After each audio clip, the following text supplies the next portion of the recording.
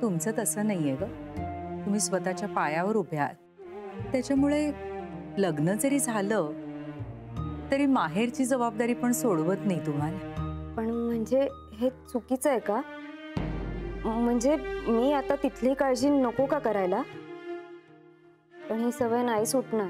अगं पण नाही सोडायची ती सवय. हे चुकीचं नाहीच आहे.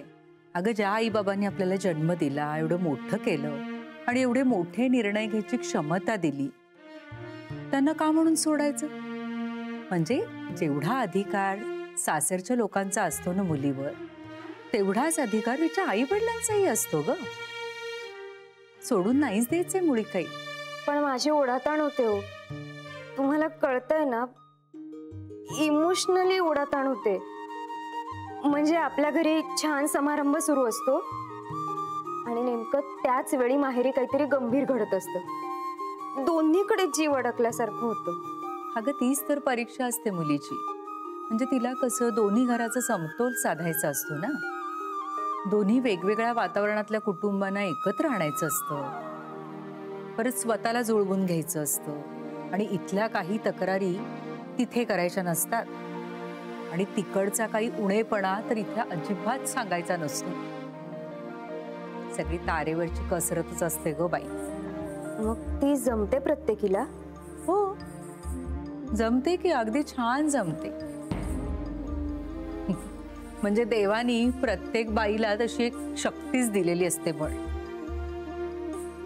फक्त काय ना स्वानंदी, ही जी शक्ती आहे ना, ही अतिशय युक्तीने वापरायची असते. म्हणजे म्हणजे कसे माहितीये का, हे सगळं करताना दोन्ही कुटुंबातल्या कुठल्याही व्यक्तीला आपण दुखवायचं नसतं. मग आता आपली किती घुसमट होते.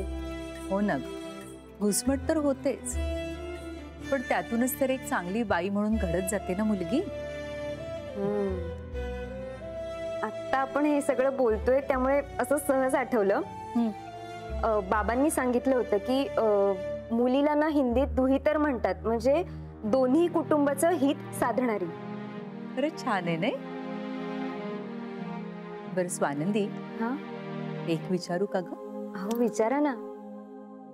आता काय प्रॉब्लेम झालाय? म्हणजे हे बघ, मला काही फार तपशिलात वगैरे सांगू नकोस ग. आणि सांगण्यासारखं नसलं ना तर अजिबात सांगू नकोस. हा ताई हल्ली खूप विचित्र वागते.